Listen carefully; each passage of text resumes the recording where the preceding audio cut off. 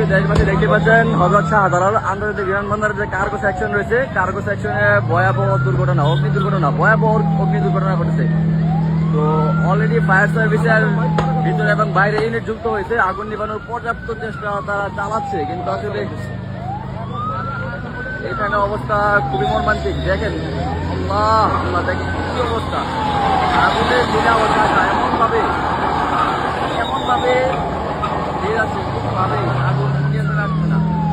Fire service চেষ্টা চালাচ্ছে, কিন্তু কোনো কাজ হচ্ছে না। দেখেন কি অবস্থা, আকাশের দিকে যদি আপনাদের একটু দেখাই, দেখেন কি অবস্থা, আকাশ পুরো অন্ধকার হয়ে গেছে একবার প্রায়।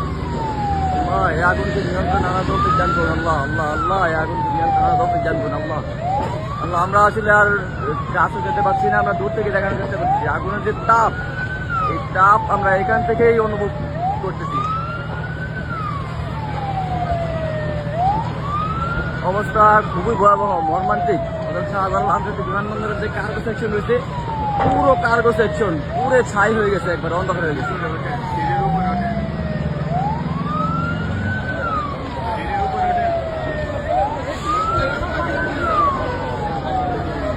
আমরা একটু উপর থেকে দেখানোর চেষ্টা করতেছি আপনাদেরকে।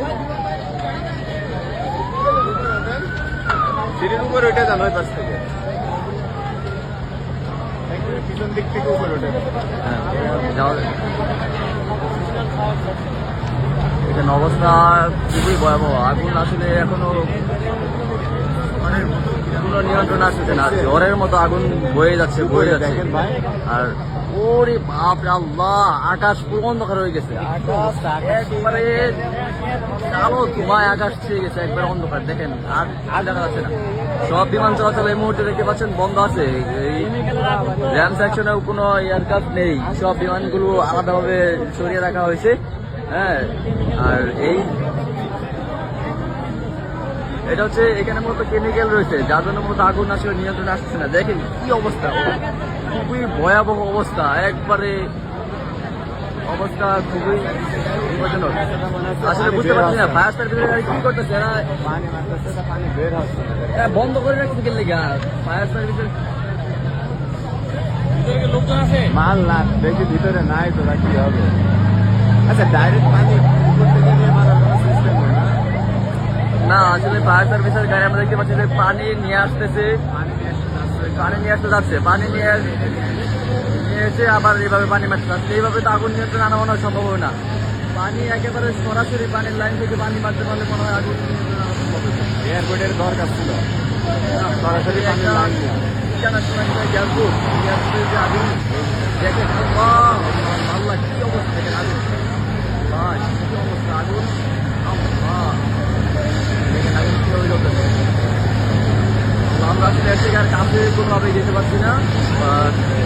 আগুনের যে তাপ, এটা আমরা এখান থেকে অনুভব করতে পারছি। দেখেন আগুন আস্তে আস্তে সরিয়ে যাচ্ছে, আগুন কিন্তু আস্তে আস্তে সরিয়ে যাচ্ছে, কোনোভাবেই আগুন নিয়ন্ত্রণে আসতেছে না। আগুন আস্তে আস্তে কত কত কোটি কোটি হাজার হাজার বিলিয়ন ডলারের মালামাল সব পুরে একবারে নিমিশেই ছাই হয়ে গেল।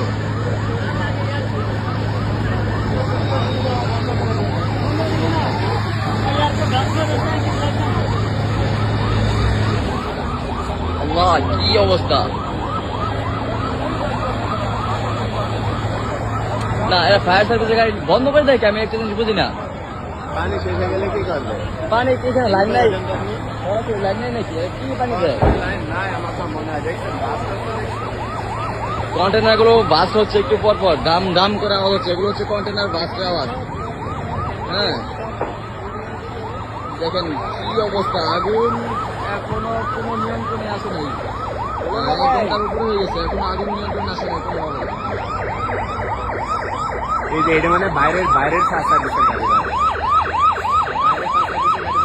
আমরা দেখতে পাচ্ছি বাইরে থেকে, এয়ারপোর্টের বাইরে থেকে আরেকটা ফায়ার সার্ভিসের ইউনিট যুক্ত হয়েছে। হ্যাঁ, এয়ারপোর্টের বাইরে থেকে আরেকটা ফায়ার সার্ভিসের ইউনিট যুক্ত হয়েছে। দেখি তারা আসলে কতটুকু আগুন নিয়ন্ত্রণ আনতে পারে।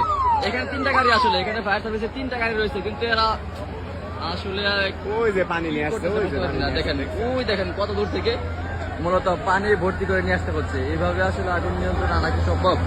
সরাসরি লাইন থেকে পানি মারতে পারলে কাজ হইতো। এই 3টা গাড়ি দিয়ে 2টা গাড়ি মূলত আগুন নিয়ন্ত্রণ আনার চেষ্টা করতেছে, 2টা গাড়ি পানি নিয়ে আসতেছে। এইভাবে আসলে আগুন আল্লাহ পাক জানে, আল্লাহ এই আগুন নিয়ন্ত্রণে আনার তৌফিক দেওয়া আল্লাহ।